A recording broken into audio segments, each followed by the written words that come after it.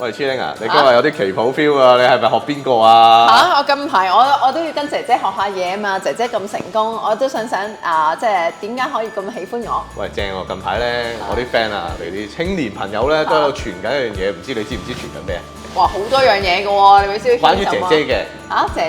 姐姐點啊？姐姐見到好開心，好興奮。姐姐有新一套閃卡，你知唔知道啊？我呢個真係唔知喎，喂，快啲 update 下我先。我曾經收過香港大學女學生一個 WhatsApp。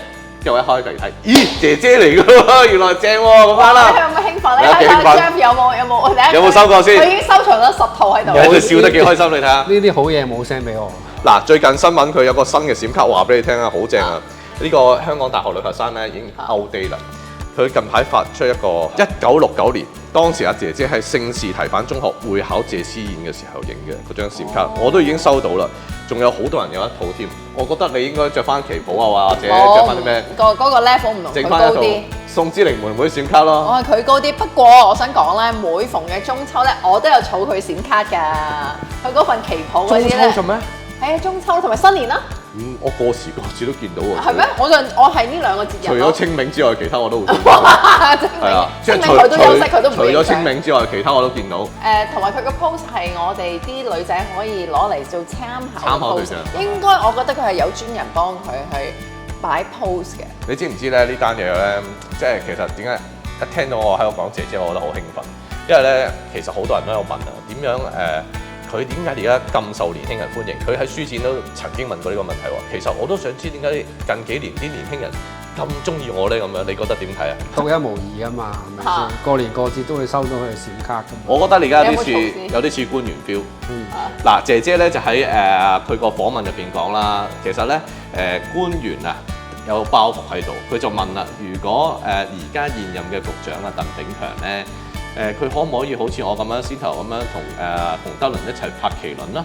哇！你講呢個麒麟，我真係好聽，我好中意，我睇好多次啦。我 forward 咗俾20幾人。我真係睇咗好多次。我都好欣賞佢，大家都好欣賞佢。好正，佢嗰種即係雖然我都唔係話演藝。唔係喎，我好似見你有參考佢嘅演技，扮過一次俾我睇。你可唔可以扮俾觀眾睇一睇？唔係，我係好欣賞佢係嗰種個聲音冇高低起伏，冇影響佢本身嘅形象、政治人物嘅形象，而去帶出呢一個嘅輕鬆嘅演繹方法咧，我覺得非常之好。你而家你着瑜伽褲會唔會將隻腳合埋？呀，佢個瑜伽褲之後咧，令到我都經常要保持我對腳咧要拍埋啊！但係我覺得真係好讚咯。佢話麒麟啊，我見到麒麟啊，麒麟好驚啊！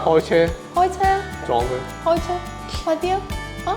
好，好正，唔係我唔係話佢個演技點，而係我好欣賞佢咧，佢係保持翻佢嗰個，即係喺我心目中佢係女神形象嚟嘅。佢係專業女神，同埋政治人物嘅女神。高貴，你下次可以試下嘅喎。嗱，你有幾樣嘢都幾 match 嘅喎。